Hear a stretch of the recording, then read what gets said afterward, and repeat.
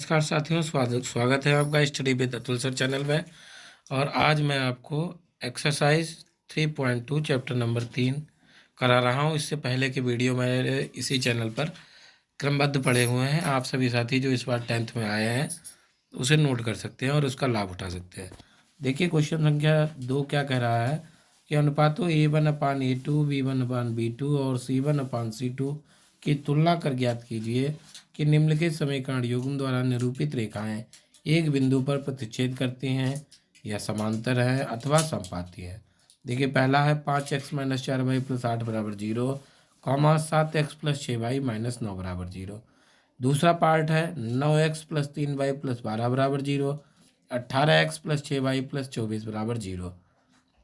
और तीसरा पार्ट है साथियों 2x - y + 9 = 0 और 6x - 3y + 10 = 0। अब देखिए, हम पहला पार्ट करते हैं। पहले पार्ट में क्या लिखा हुआ है? लिखा है 5x - 4y + 8 = 0 और 7x + 6y - 9 = 0। हम साथियों इनकी क्या करते हैं, हम इसकी जो है तुलना करते हैं। तो इसकी देखिए साथियों तुलना की जा रही है। इसकी तुलना जब हम करेंगे तो 5x - 4y + 8 = 0 की तुलना A1x + B1y + C1 = 0 से करने पर, तो A1 बराबर आ जाएगा 5, B1 बराबर -4 और C1 बराबर 8। 7x + 6y - 9 = 0 की तुलना हम A2x + B2y + C2 = 0 से करेंगे, तब A2 बराबर 7, B2 बराबर 6 और C2 बराबर -9।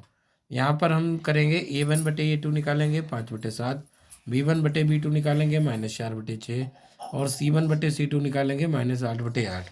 देखिए साथियों, यहाँ पर सिर्फ हमने क्या की है, अभी तुलना की है और तुलना करने के बाद उन कोफिशिएंट को लिख दिया है। अब देखिए हम क्या देखते हैं, हम देखते हैं यहाँ पर A1/A2 बराबर नहीं है B1/B2 के, क्योंकि ये 5/7 है A1/A2 और B1/B2 कितना है -4/6। अतः जब A1/A2 बराबर नहीं है B1/B2 के, तब दोनों समीकरण द्वारा निरूपित रेखाएं एक बिंदु पर प्रतिच्छेद करेंगे। ये हमारा पहले का सॉल्यूशन हो गया साथियों। दूसरा पार्ट देखते हैं। इसमें 9x + 3y + 12 = 0, इसे समीकरण नंबर 1 लिखेंगे। 18x + 6y + 24 = 0, इसे समीकरण नंबर 2 लिखेंगे। अब समीकरण 1 की तुलना A1x + B1y + C1 = 0 से करने पर, देखिए A1 बराबर 9, B1 बराबर 3 और C1 बराबर 12। ऐसे ही समीकरण नंबर 2 हमारा 18x + 6y + 24 = 0 है। इसकी तुलना हम करेंगे A2x + B2y + C2 = 0 से। कैसे करते हैं तुलना? देखिए, यहाँ पर 18x है और यहाँ पर A2x है, तो x से x कट जाएगा, कितना बचेगा? A2 बराबर 18। ऐसे ही हमने तुलना की तो यहाँ पर हमारा A2 बराबर 18 आ गया, B2 बराबर 6 आ गया, C2 बराबर 24 आ गया। अब देखिए साथियों, हम यहाँ पर निकालेंगे A1/A2। A1/A2 कितना है? 9/18, B1/B2 3/9, C1/C2 12/24। कैसे निकालते हैं? C1 का मान रखेंगे, कितना आया था 12, C2 का मान कितना 24। बहुत सरल है। यहाँ पर देखिए A1/A2 बराबर है B1/B2 बराबर है C1/C2 के। अतः रेखाएं कैसी होंगी? समपाती होंगी। हमने आपको अपने पहले वीडियो में बताया था कि अगर A1/B2 बराबर B1/B2 बराबर C1/C2 हो तो रेखाएं समपाती होती हैं। अब आप सोचेंगे ये बराबर कैसे? देखिए, 9 एकम 9, 9 दूनी 18, 1/2 आ गया। 3 एकम 3, 3 दूनी 6, फिर 1/2 आ गया। 12 एकम 12, 12 दूनी 24, फिर 1/2 आ गया। तो देखिए 1/2, 1/2, 1/2 सब आपस में क्या है? बराबर है। अब देखिए इसका थर्ड पार्ट में 6x - 3y + 10 = 0, समीकरण नंबर 1। 2x - y + 9 = 0, समीकरण नंबर 2। समीकरण 1 की तुलना A1x + B1y + C1 = 0 से करने पर, जब हम तुलना करेंगे तो यहाँ से A1 बराबर 6, B1 बराबर -3, C1 बराबर 10। ऐसे ही समीकरण 2 की तुलना हम करेंगे A2x + B2y + C2 = 0 से करेंगे, तो A2 बराबर 2, B2 बराबर -1, C2 बराबर हमारा 9। अब यहाँ पर हम निकालेंगे A1/A2। देखिए A1/A2 कितना है? 6/2 यानी 3/1, B1/B2 बराबर -3/-1 यानी 3/1, C1/C2 बराबर 10/9। देखिए साथियों, साफ दिख रहा है कि A1/A2 बराबर है B1/B2 के, लेकिन नहीं बराबर है C1/C2 के। और ये कंडीशन किसकी होती है? समांतर होने की। अतः निरूपित रेखाएं क्या हैं? समांतर हैं। अब हम आते हैं प्रश्न संख्या 3 की तरफ। इसमें कहा जा रहा है कि अनुपातों A1/A2, B1/B2 और C1/C2 की तुलना कर ज्ञात कीजिए कि निम्नलिखित समीकरणों के युग्म संगत हैं अथवा असंगत। देखिए हमें संगत और असंगत फाइंड आउट करना है। पहला है 3x + 2y = 5 और 2x - 3y = 7। दूसरा है 2x - 3y = 8, 4x - 6y = 9। तीसरा है 3/2x + 5/3y = 7 और 9x - 10y = 14। और चौथा है हमारा 5x - 3y = 11, माइनस का 10x + 6y = -22। और पांचवा है 4/3x + 2y = 8 और 2x + 3y = 12। अब देखिए साथियों इसे कैसे सॉल्व किया हमने। हमने लिखा पहला 3x + 2y = 5, या इसमें 5 इधर ले आएंगे तो 3x + 2y - 5 = 0। इसे समीकरण नंबर 1 डाला। इसकी तुलना a1x + b1y + c1 = 0 से करने पर यहाँ पर a1 = 3, b1 = 2, c1 = -5।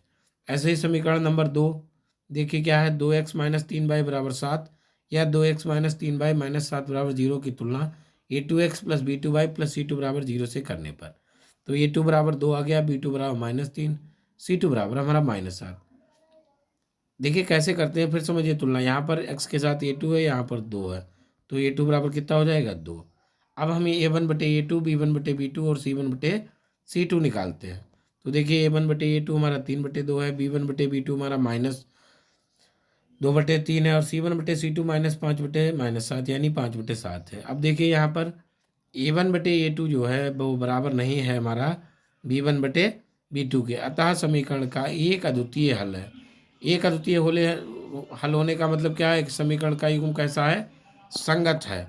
ऐसे ही दूसरा पार्ट देखते हैं, यह है 2x - 3y = 8 या 2x - 3y - 8 = 0, समीकरण नंबर 1। दूसरा 4x - 6y = 9 या 4x - 6y - 9 = 0, समीकरण नंबर 2।